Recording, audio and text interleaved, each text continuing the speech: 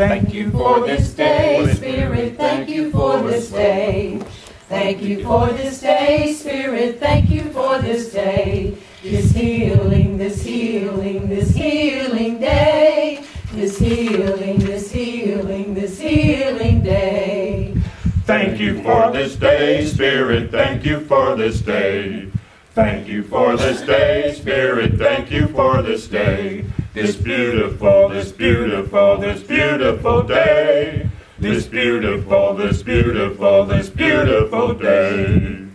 Thank you for my friends, Spirit, thank you for my friends. Thank you for my friends, Spirit, thank you for my friends. My wonderful, my wonderful, my wonderful friends. My wonderful, my wonderful, my wonderful friends. Thank you for this day, Spirit, thank you for this day. Thank you for this day, Spirit, thank you for this day. This healing, this healing, this healing day. This healing, this healing, this healing day. This healing, this healing, this healing day. This healing, this healing, this healing day. Welcome to Unity of Charlotte. Delightful to have you here today. My name is Marty Bacher, and we feel blessed you could join us. We want to welcome those who are joining us on Access 21 or on YouTube. We come together every Sunday to celebrate that there's one life present in all things, and therefore present in each one of us, so we open to that presence to allow it to express through us more fully. We are here as a community to nurture a deep and a mature experience of the divine through the practice of unity principles. Simply put, we're here to love, to grow, and to serve. We believe that spiritual community enhances our experience of life. It allows it to be richer and deeper and more expanded. So if you're joining us for the first time, we just want to say welcome. I want you to relax and enjoy yourself. You'll notice certain people have little blue ribbons on their name badges. They didn't win anything. They just are here to be of service to you. And so those are our hosts for the day. And pretty much anybody with a name badge can help you. So we hope you'll avail yourself of the love and community that is here. If you're in need of spiritual support, we invite you to place a prayer request in our ministry of prayer. You can either do that with the forms in the lobby, or you can go online to do the same. We also have our Healing and Wholeness Ministry after the service today, and so you can sign up for a healing session with them as well. As we pray together, these are troubling times, to say the least, and our heart goes out to those affected by the shooting in the synagogue yesterday, and there was another incident here in Charlotte of a local community, which is in really small print, so let me get some divine assistance. Thank you. Someone once said to Ernest Holmes, if you believe in all this stuff, why do you wear glasses? And he said, because I can't see a darn thing without them. So the Wedgwood Church in Charlotte was vandalized again, and so directed to the LGBT community. And so on Sunday the 4th, there is a beloved community is called to respond with love and support. People will gather at 2 p.m. to form a symbolic embrace by linking arms around the church at 4800 Wedgwood Drive. So if that feels like something you'd like to support, that's just a way that we can keep remembering that in the midst of everything else that's going on, love prevails. So let us take a moment as we enter into this moment. And even as our hearts are heavy, even as we are reminded of the insanity that sometimes pervades us, we return to that eternal truth. We let the tears flow and cleanse our soul, even as we know that there is a divine intelligence and a perfect love. The one life we call God is expressing in and through and as all of creation. And we are invited time and again to awaken to the spiritual truth of who we are. The Master Teacher taught us that if we would know the truth, this truth would set us free. The truth that he speaks of is that we are spiritual beings, that we are part of one human family. And so we are given the opportunity time and again to remember this, to remember that love is the order of the day, that peace is our natural state. And so we continue to work for a world that works for all, to hold a high intention for not only for ourselves, but for all of humanity. It's written, may you live in interesting times. And certainly we do. And so we call upon each of us to bring forth the light of truth, the light of love, the light of compassion. I'm knowing right here and right now that despite any appearance, this one unifying life is ever present, healing those who would be healed, loving those who would accept love. And so I'm giving thanks for this day and knowing that it unfolds perfectly. How grateful I am to be here in spiritual community, celebrating this truth. For all of these blessings and so many more, I simply give thanks, allowing it to be so. As together we say, and so it is. Amen.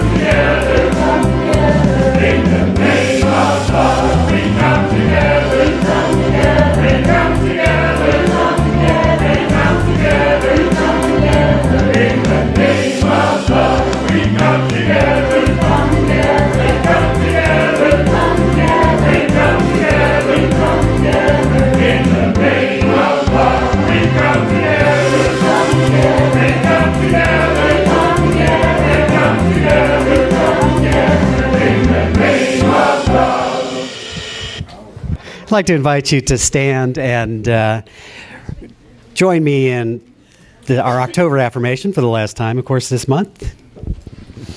Today, I appreciate all the blessings in my life. I focus my attention on what I want to experience.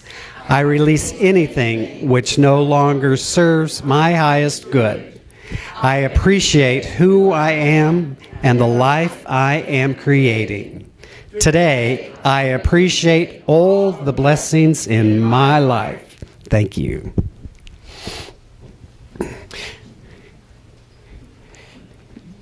Do you want to say anything about what we're doing, or do you want me to?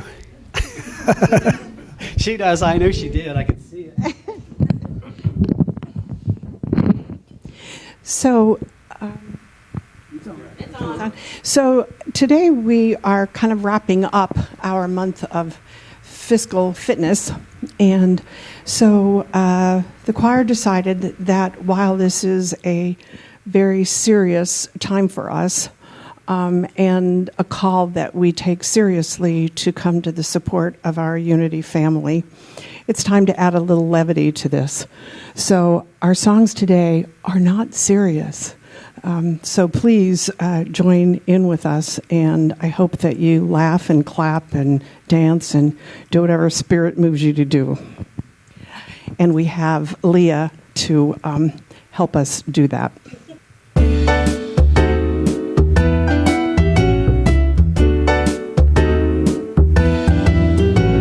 The moon belongs to everyone. The best things in life are free. But when you have utilities, you'll find they require a fee.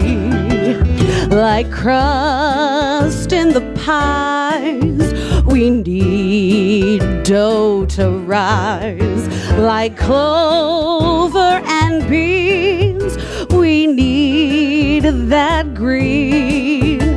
And love can come to everyone. But some things in life aren't free. If anybody wants to get up in soft shoe, I'm really bad at it, so I'm not going to try right now. But this is a long break.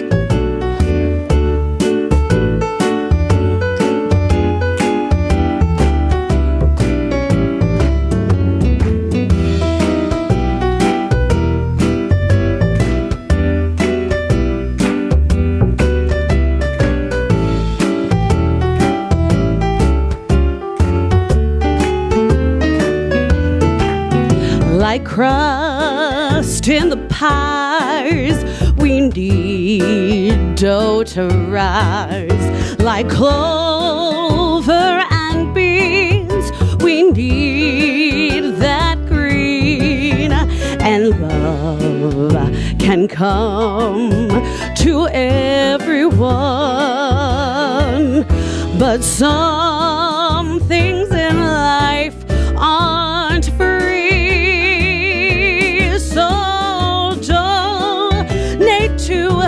Unity.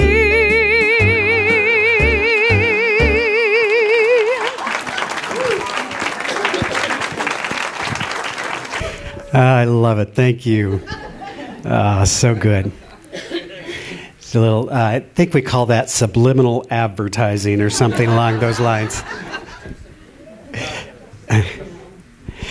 Yeah, we wanted to just be light with this thing. You know, it's a funny thing. I've been involved in consciousness work for a while now, and I've always noticed there's certain things that will trigger people. And one of them can be money, you know, particularly when we're talking about my money, right? And so we thought we'd just have fun. You know, it's a funny thing, speaking to this song, that there's this mentality sometimes that goes with spiritual organizations, that it somehow happens just because it's God's work. And it does happen because it's God's work, and it also takes a certain something. So somebody once said about Gandhi, they said, you know, it's so wonderful that Gandhi has chosen this path of poverty and this path of peace to bring transformation to the world. And one of his assistants says, You just need to know it takes a lot of money to keep Gandhi in poverty. So we're having fun. We've been looking at this idea, though, which is because money is just a symbol. We were talking about this in class recently, that if you take out a $1 bill and you take out a $100 bill, and you look pretty closely at them, they're very similar.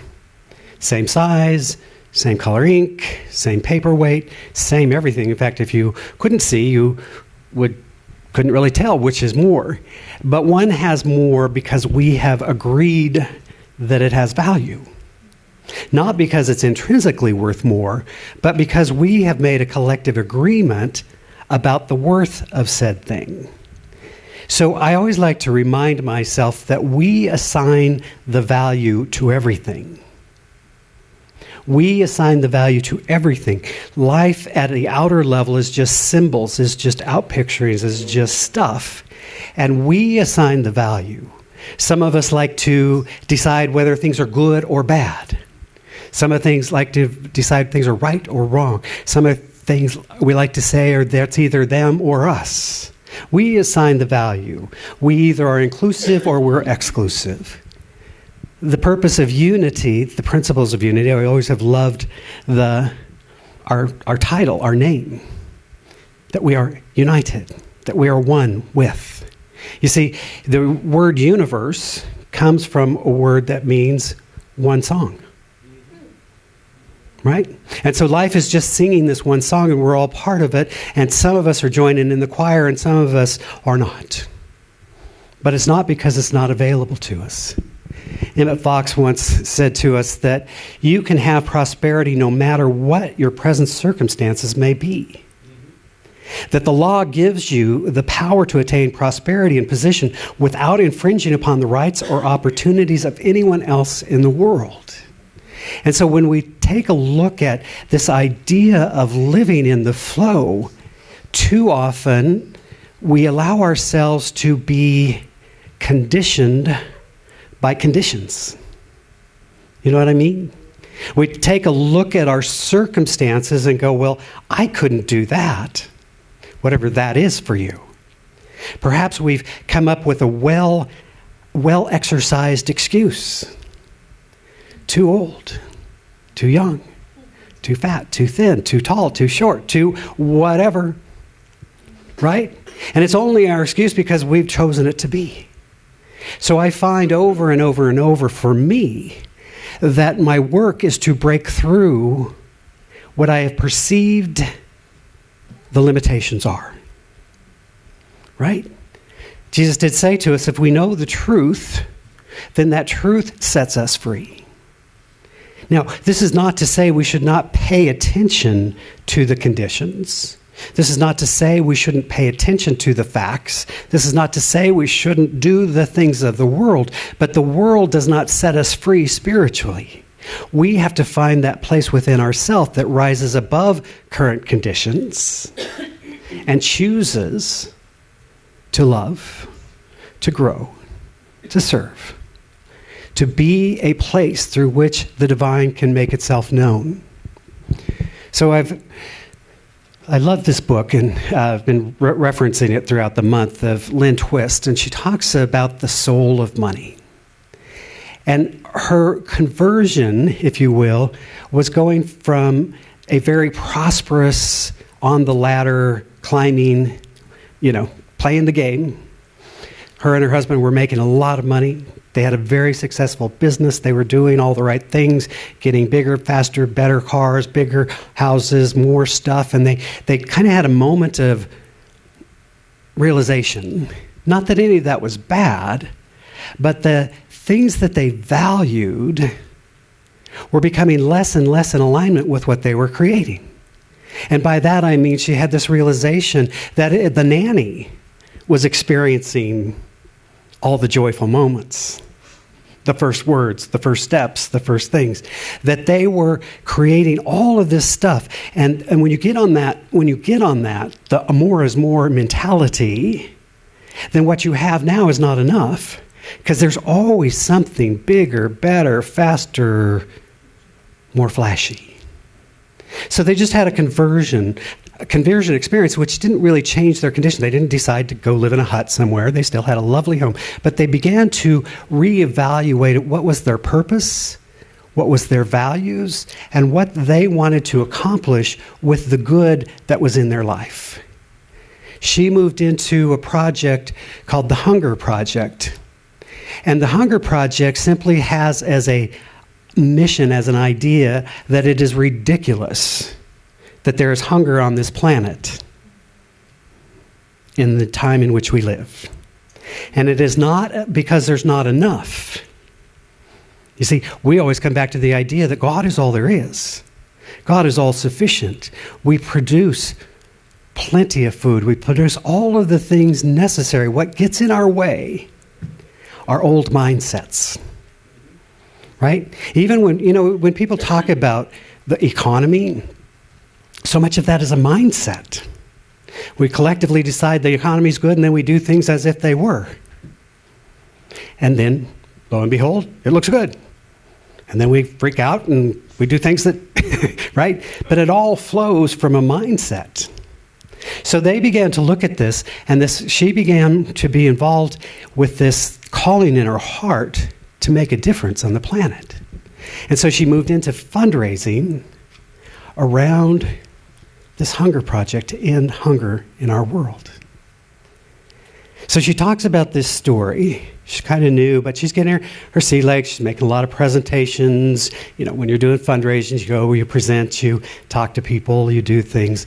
And so she was going all over, traveling to, anybody listen, you talk. I feel that way sometimes.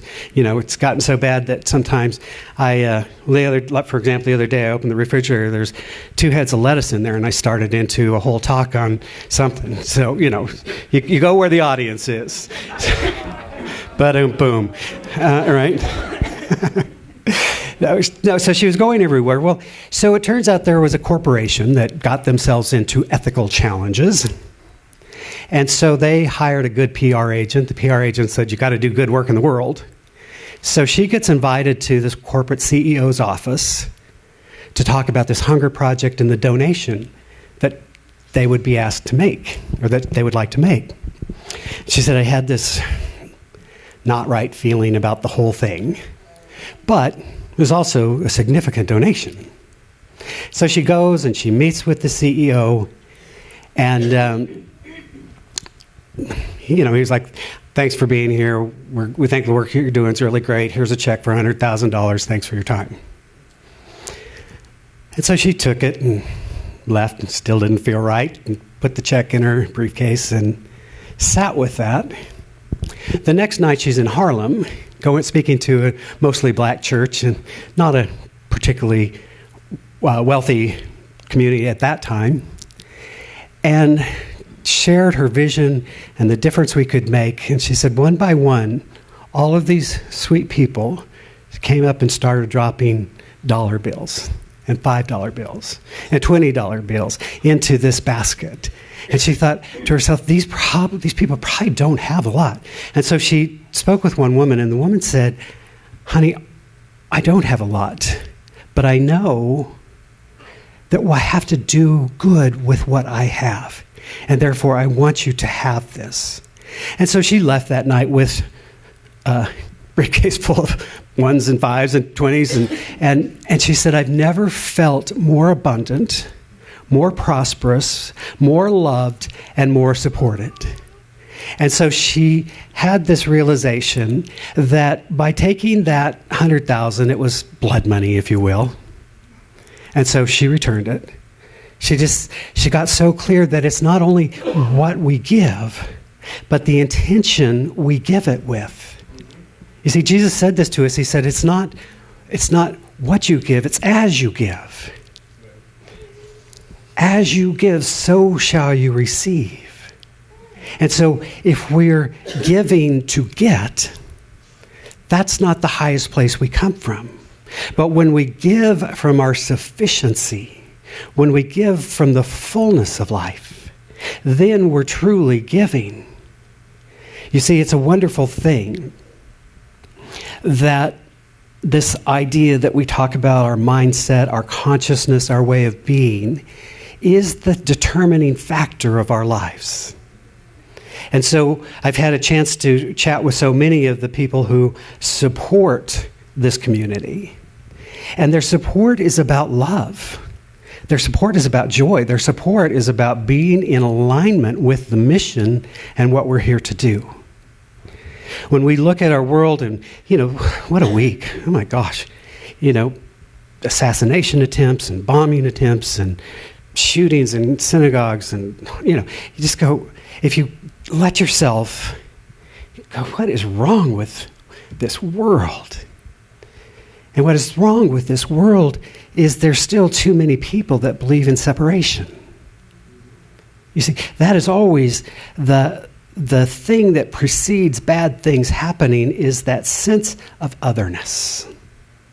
The other, as we would call it, doesn't matter what the other is.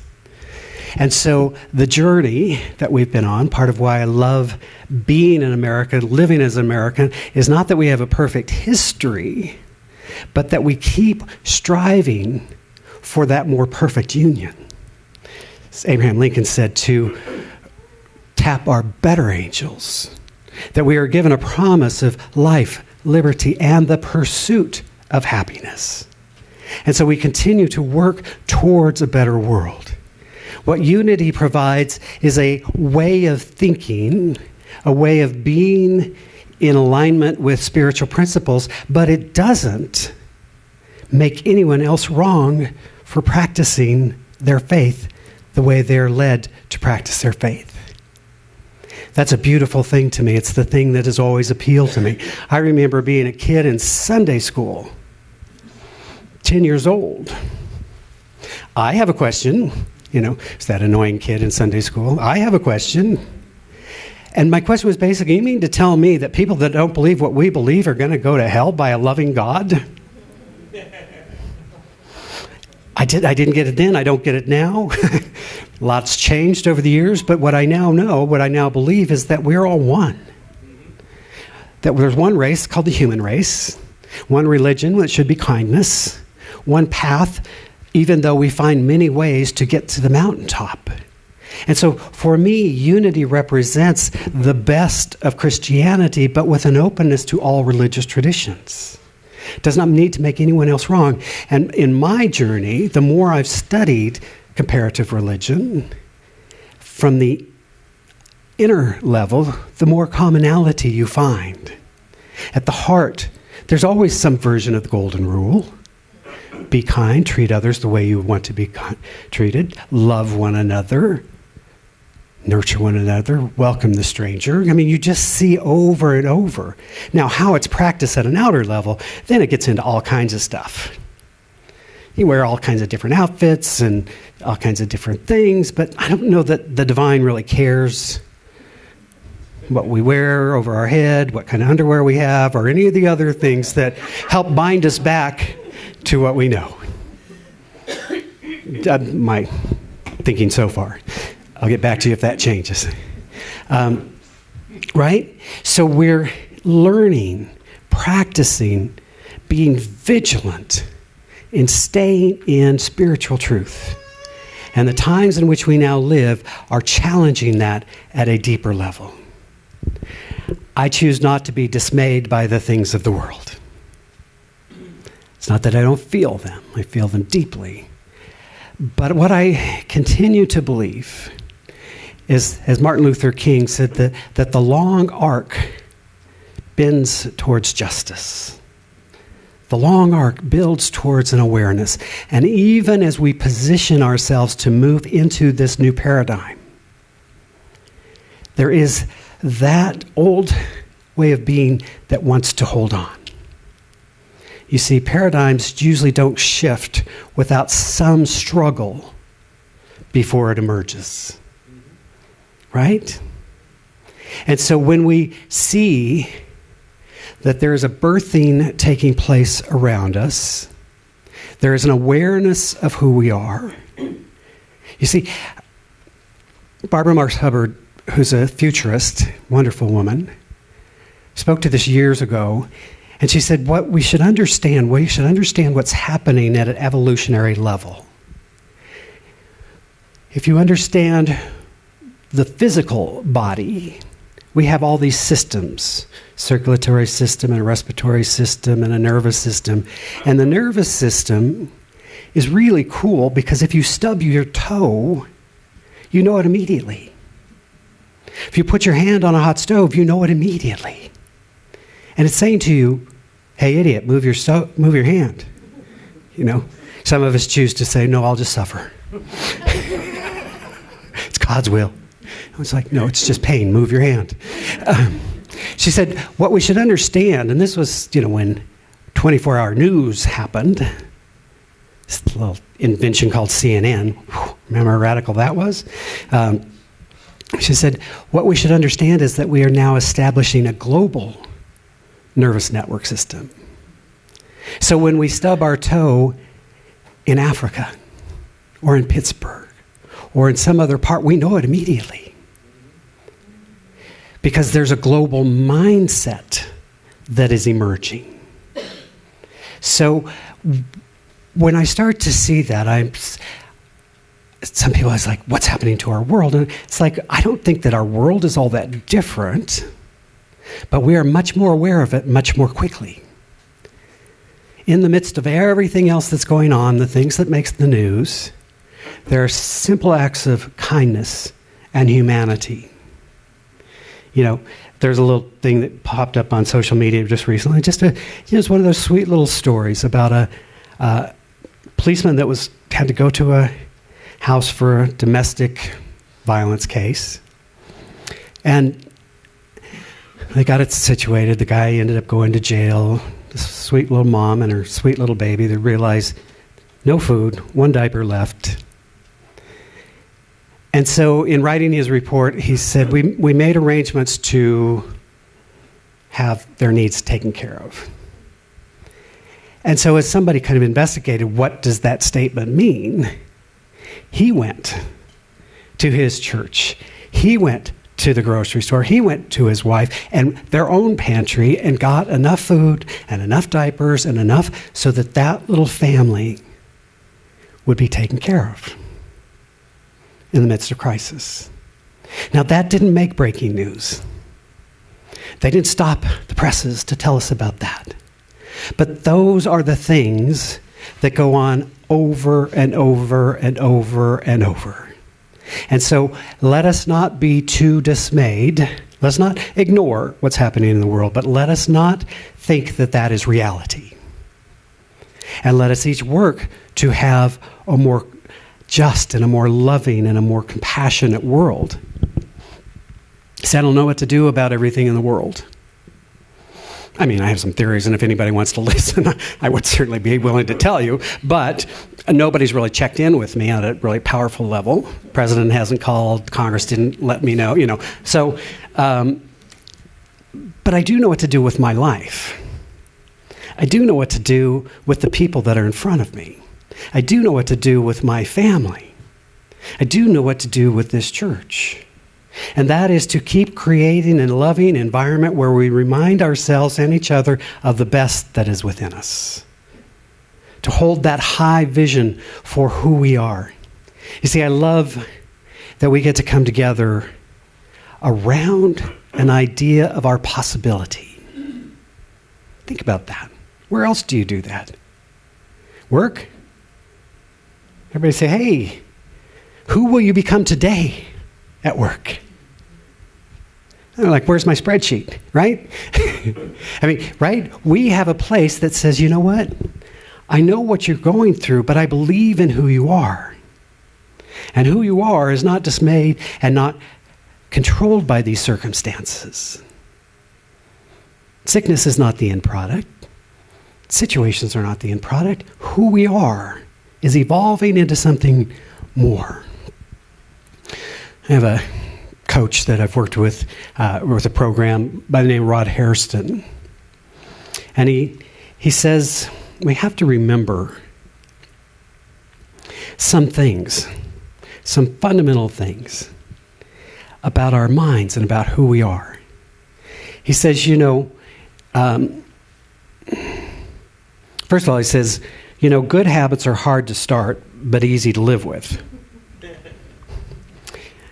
Bad habits are easy to start, but hard to live with. Right? You notice that? Harder to get started, but once it becomes the habit, it's easy to live with, makes your life easier.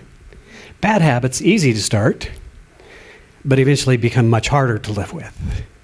And he says, so we have to have this shift. You know, Lynn Twist says in this idea that there are these myths, toxic myths about money.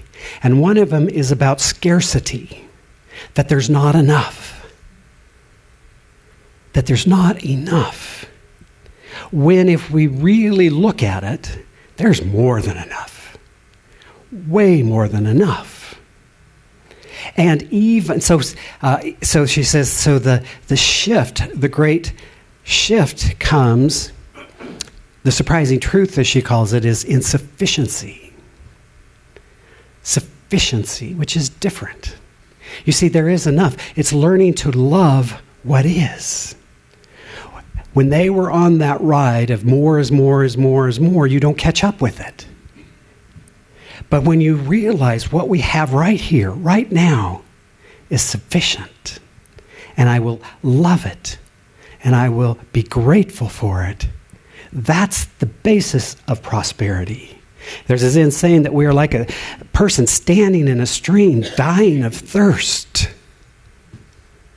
Right? Standing in thirst, going, where's the water? So Rod says, some simple tools. Sounds familiar. What you focus on, you find. Have you noticed that? There's no good or bad about that, but just notice what you focus on, you will find. And so if we start with the premise, Jesus said it very simply, seek and you'll find. Now, if you look for rotten people, there's a few of them, and if you can't find them, I've got a list. But if you look for loving, compassionate, wonderful people, you're probably going to find yourself at Unity of Charlotte. What can I say? Then he says, what you focus on seems real. Right? What we focus on seems real. Whatever we focus on, it seems real. Sometimes we're even willing to argue about how real it is. And he says also, what you focus on grows. Right? We talked about that a couple weeks ago. What we appreciate, appreciates. And then he says, and what you focus on, you become. So the question we must ask ourselves is, what am I focusing on? Where is my attention? Where is my heart and soul? Am I grateful for what is right now? For all of the blessings, even when those blessings look like challenges. Sometimes we call them first world problems. Every once in a while, when I'm like, I listen to myself. See, I don't talk to myself the way I always talk to you. I just, a little moment of self-disclosure.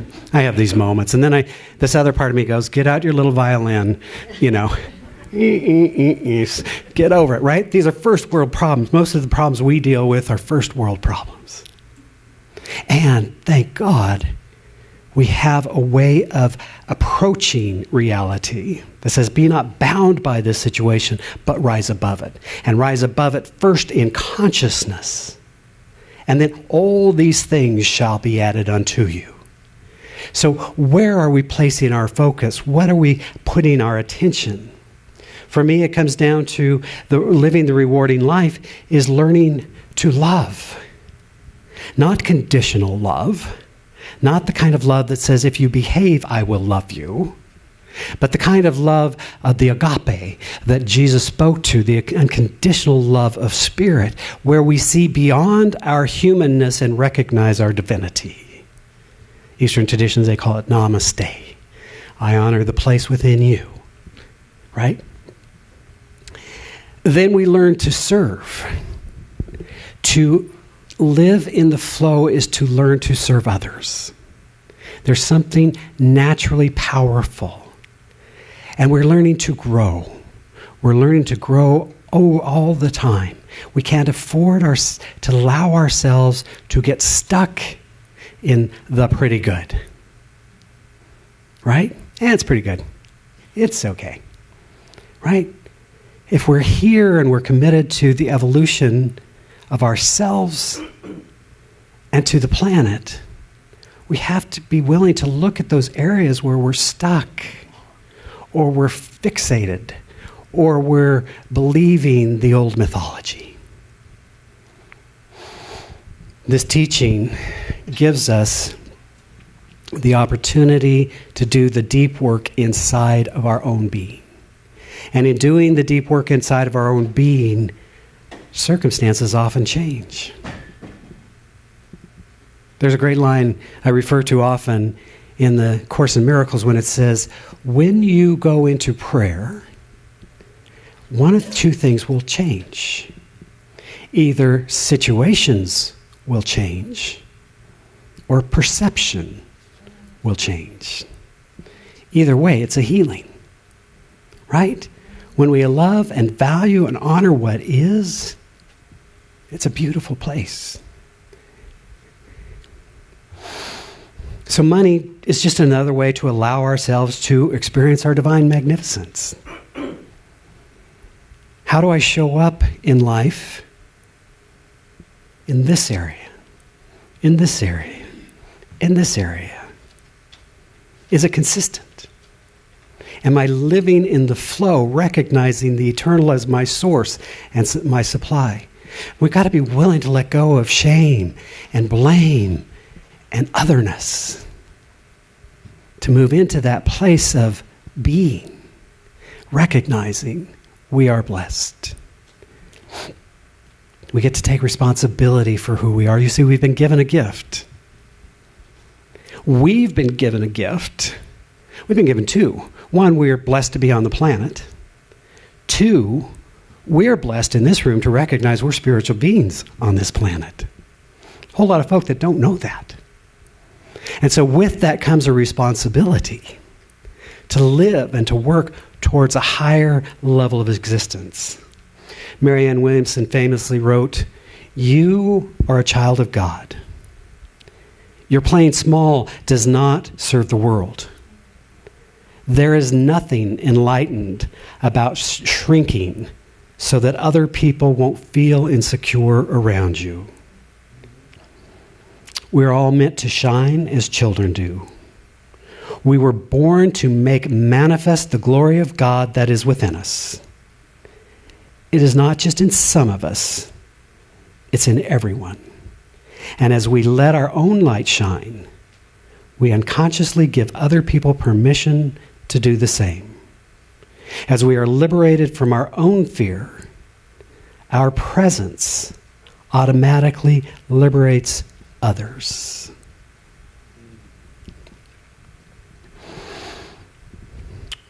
We are in interesting times. And it becomes more dependent on each of us, I believe, in this time as we move from an old paradigm to a new paradigm, that we choose which side of that we will be on. The blessing / curse of unity is it's not something we do for an hour on Sunday. It's what we do with the rest of the week that matters. How we are on the freeway. I'm just going to go there. That's the test, isn't it? Right? Oh, I'm so enlightened. Ooh, that wasn't very enlightened. It's all right. We're all growing, right? So just know that right here, right now, you are a child of the divine. There's a light within you, and that the more you allow that to shine, the more you help others, you liberate others to have their light shine as well. Let us pray. As we move into that awareness of the divine, the one life ever present, always available, expressing in and through and as all of creation, we remember right here and right now that this one life is expressing through us, as us, It is the intelligence that beats our heart, that breathes our breath, that manifests itself in every cell and every system. It is written, closer than hands and feet, nearer than my breath is the presence of the divine. And when we remember that, we remember there is a wisdom and intelligence greater than our own personal wisdom and intelligence. There is a love that is greater than our own personal love. There is a peace that passes human understanding. And so when we remember, when we rejoin with that awareness, we become powerful through the light of God's love. And so we call forth the truth. We speak of the word of truth, knowing that health is revealed as wholeness at every level of being, from the spiritual to the physical, through every cell and every system. Wholeness exists and expresses fully. We recognize and know that we are abundant beings right here and right now, and we joyously participate in the divine flow of God's bounty. We recognize and know that there is indeed but one love, the agape love, the unconditional love of Spirit. So we choose to forgive freely, to allow love to heal and transform. We allow the light to shine and the dark knows it not. How good it is to know this truth, and how grateful I am for this opportunity. We extend a blessing to our brothers and sisters. We extend a blessing to all communities of faith. We know there are many pathways to God, and therefore we honor and celebrate them all. And so in joy and in gratitude, I simply speak this word, and through the power of the living Christ, I release it into the law of mind, knowing that it goes forth to serve the highest good for all concerned. In joy and in gratitude, then, I simply give thanks. I allow it to be so, as together we say, and so it is. Amen. As you can see, we have some special gifts. But before we get to the special gifts, I want to bring forward our special guests.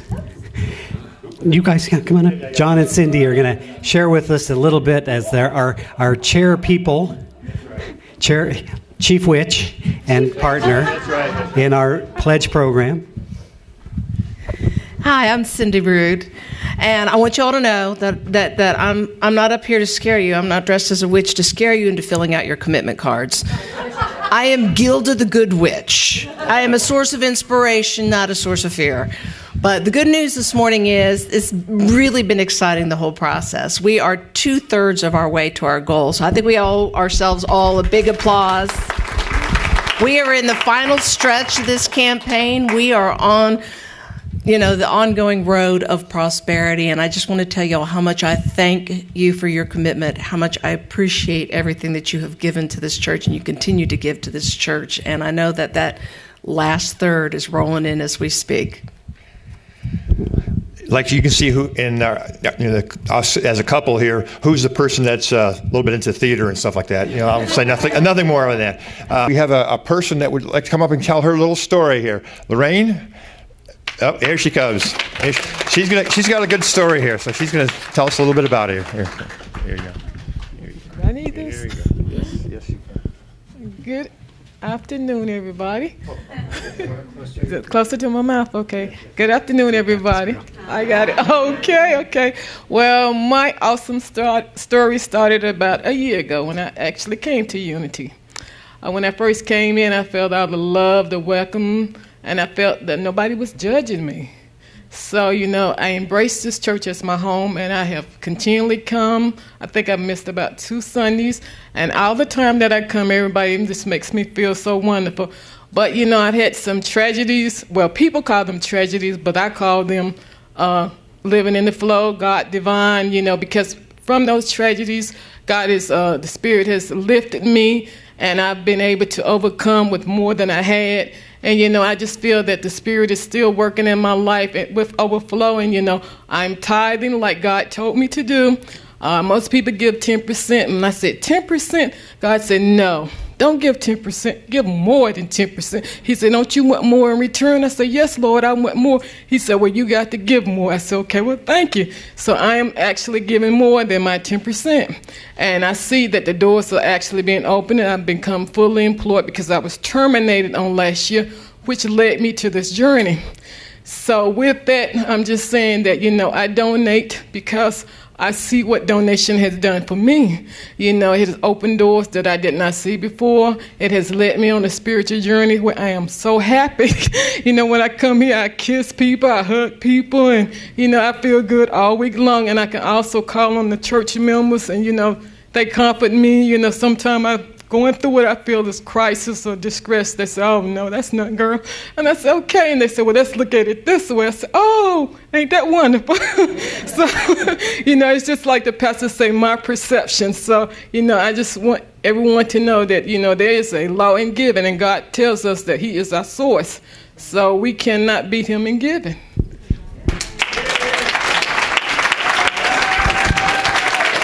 Beautiful.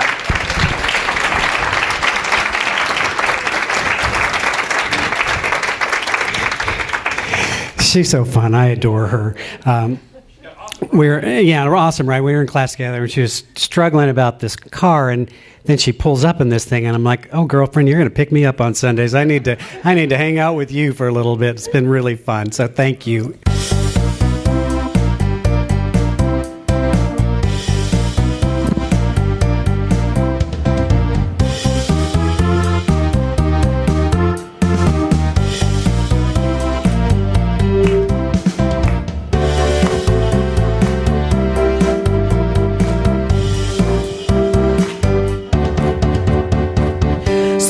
Gives you everything that's true, but when that monthly mortgage payment's due, you need money. That's what we want. That's what we want. That's what we want. Spirit gives you everything that's good, but if you don't want preaching in the woods, we need money. That's what we want. That's what we want. That's what we want. We need money. We need our money. A whole lot of money. We need our money. That's what we want. That's what we want. Spirit gives you everything that's right, but when they're turning off the gas and lights, we need money. That's what we want. That's what we want. That's what we want. We need our money. We need our money. Oh, we need money. We need some money. That's what we want. That's what we want.